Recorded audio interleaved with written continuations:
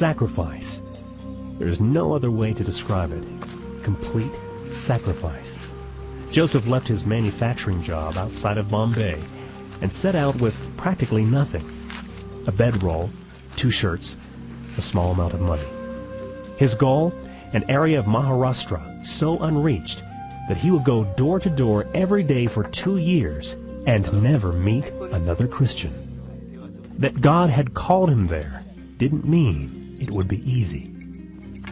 The ground was hard and dry, and for years the seeds he sowed seemed to simply blow in the wind and take no root.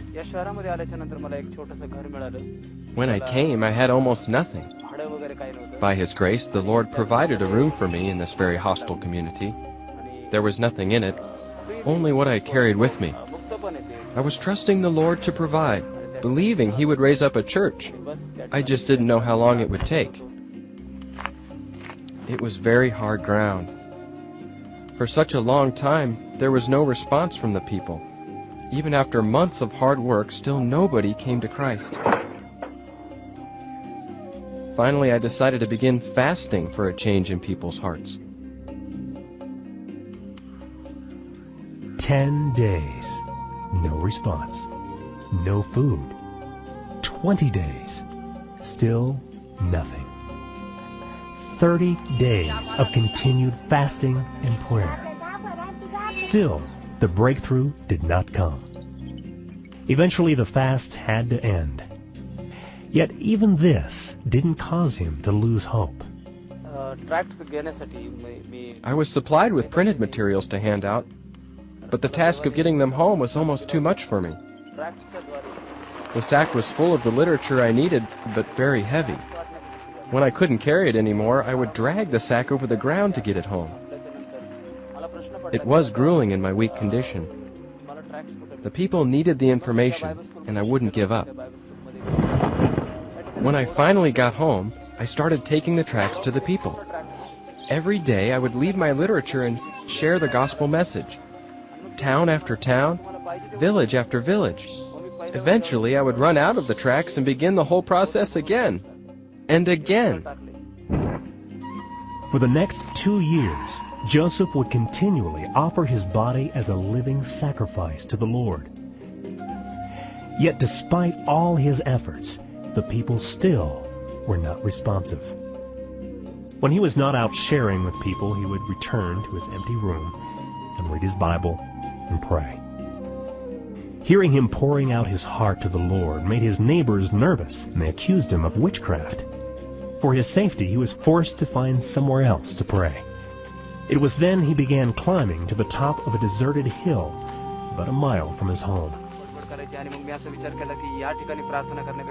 God provided this quiet place of solitude.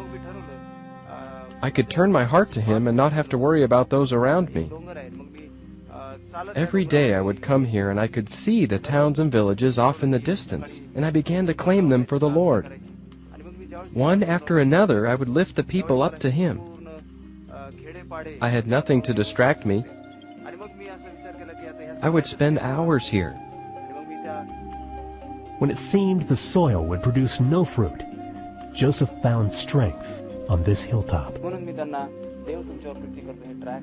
Somehow I would continue. From town to town, from village to village, I walked and spoke with the people. But no one would listen.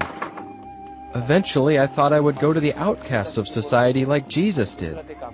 I went to the poor, to the drunkards. But they grew angry and wrapped my tracts around large stones and threw them at me.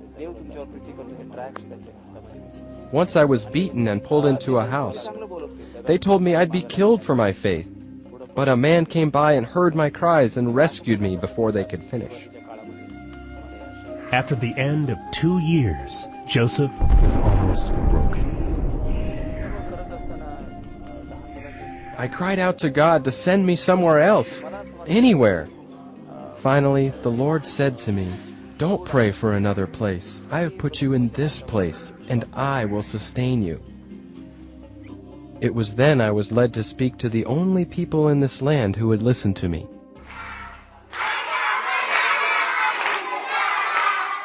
I had talked with everyone else, and they had rejected me. But the children responded differently. They listened. They embraced what I was telling them. Soon scores of children would come to my room, and I would teach them simple church songs and tell them stories from the Bible. They would sing the songs at home, and their parents would ask where they learned them. The children would tell them about the nice man who loved children and taught them. And the parents would come and talk to me. Many, many doors were opened through these children. The Lord is so faithful. He is moving. See that village? I've gone to every doorstep and evangelized there. We now have a mission started. And in that town over there, we have a church. And that town too, we have a church and another mission starting. That town, and that town, and that village over there, I visited all these towns, every house with the good news of Jesus Christ. 16 years later, Pastor Joseph has evangelized more than 165 towns and villages. The Lord has helped him plant an astounding 25 thriving churches and another 28 vibrant mission stations, all where the gospel was previously unknown.